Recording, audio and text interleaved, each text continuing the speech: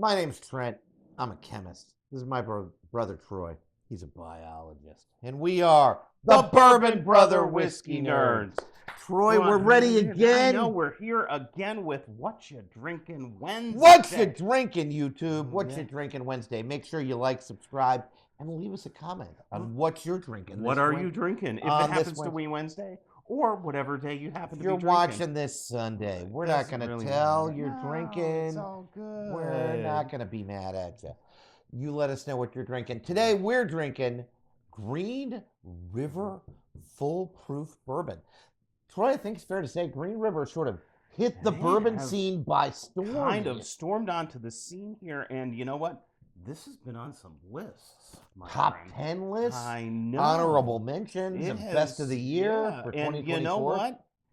It's not a budget buster either. I don't think I paid $50 for this. I think that's what people like the most. And again, as much as the bourbon industry, justifiably to a degree, gets crap for being unobtainium unicorn tiers, $150 for stuff that's not all that great. When people do the opposite, we should honor that. And Green River has done that. This is a 5 to 7 year blended, batched product. It's not a single barrel that is delivered at full proof. Now, full proof means that it's proofed at the same level that it went into the barrel at. Okay? That's not barrel proof. Barrel proof means they can add nothing, like legitimately nothing, to the bottle. They take what comes out of the barrel, they can filter out the char, and that's about it. They're not allowed to add water or anything. Full proof means they can proof it down to what it went into the barrel after. There are rules in bourbon, as we've discussed on the channel before, that number can't be above 125 proof.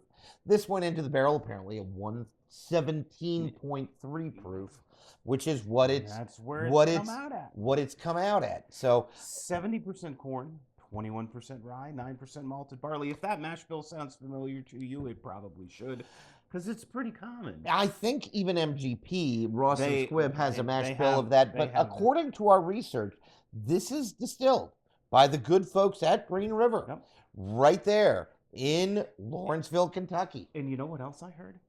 Now, we did not get this in Pennsylvania, full disclosure, but Green River is showing up in Pennsylvania. Yeah, I've seen it on the distributor list. So, new products coming to Fine Wine and Good Spirits. We've discussed this before on the channel before. I don't know what a craft distiller, legacy distiller. There's a level between that. That's what Green River is, and they really have taken the world by storm.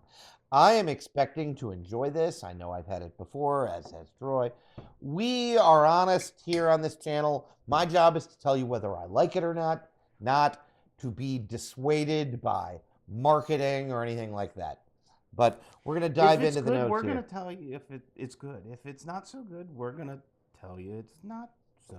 I'm going to tell you the nose is good. Troy, have a smell. It's pretty good. Yeah.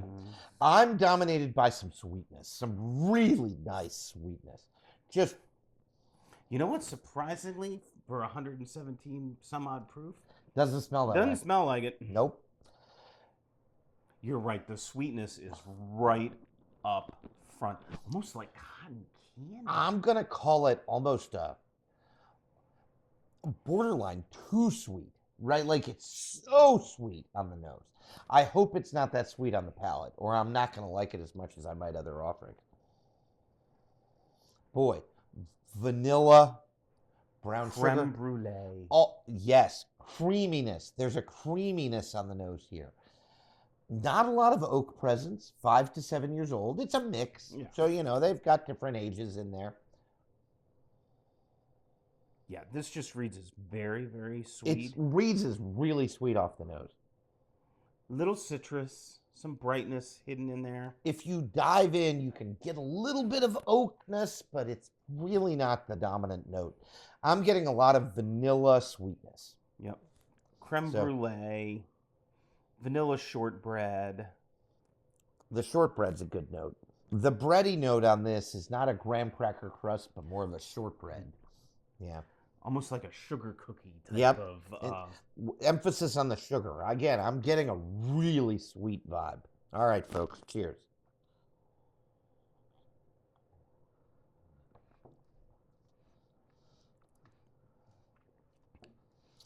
Oh, it's not as sweet on the palate. It's actually quite nice. Wow. For as sweet as the nose red, the palate is a bit of a departure. It is. And that's... And not in a bad way. It's sort of nice. We tend to like it when the nose matches the palate, but we also kind of like it when it doesn't. Well, words you've probably heard before, both 50-cent words, well, the one more than the other, when you're on the channel are intricate and interesting. And what makes a bourbon intricate and interesting is when the nose doesn't match the palate. And here I get a lot more baking spice than I did. And the finish is phenomenal. Oh my. So good. It doesn't read as sweet. Now there is a pop of sweetness. And yeah, it is right at the front of the tongue. Right on the front of the palate. All that blast sweet, but it crosses the mid palate, the middle of the tongue. And then you get the rye. Then you get that rye comes in there, and it's punchy. And it's nice. And that's good, because it should at 21% rye. You know, right? It's got some, it says, ooh, I'm not all sugar. There's, I've got a little bit of spice, kind of like I like my women. I'm sorry.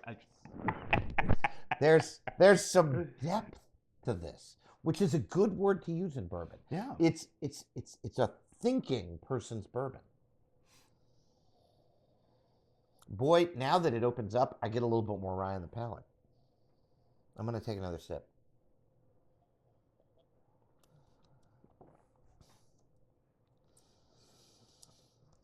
If I have a complaint, I'm not getting an uber oily texture. It's a little thin. I don't know if I'd call it thin. It doesn't read as young. No. But I think it reads as just a touch thin. Not sure I'd call it thin because I get a little bit of creaminess from it. But I don't think it's oily. No, it's not jammy. Correct. It's no. And, you know, that second sip, Kentucky hug coming down. Yeah. That proof is and the making 117.3 makes itself known. Yep. I hear you. You could tell me this is like 105. I'd believe you. And I believe you. I don't know that I'd accept 92, but I might believe 107. Yeah, 105, right? 107. And I think when they drink under their proof, that's a sign of a well-crafted bourbon. And this drinks under its proof. Yeah. And it does. And I agree with Troy. This is a well-crafted bourbon.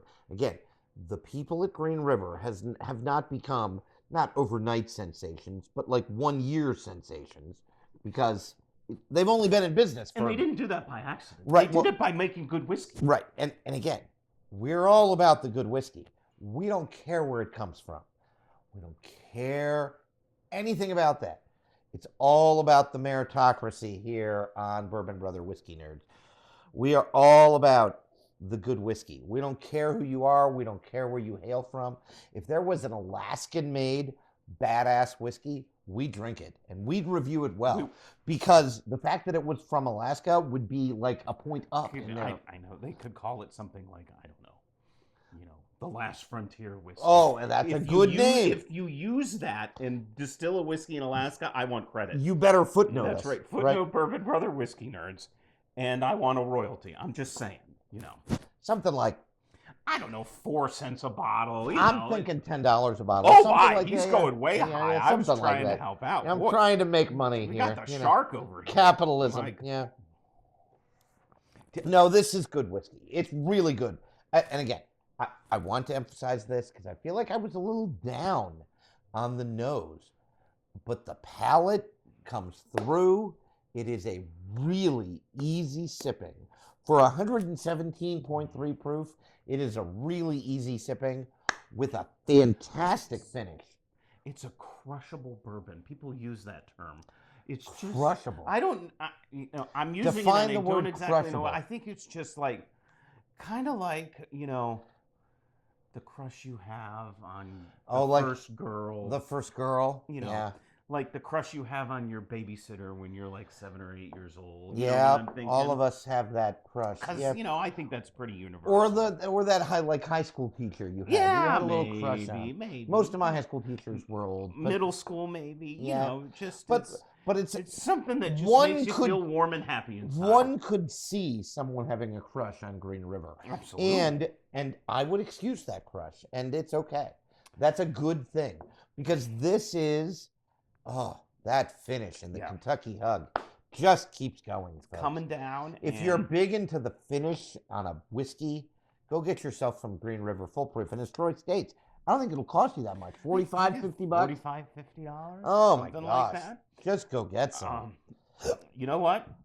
Green River doing Big it right, believer. and they're doing a good job.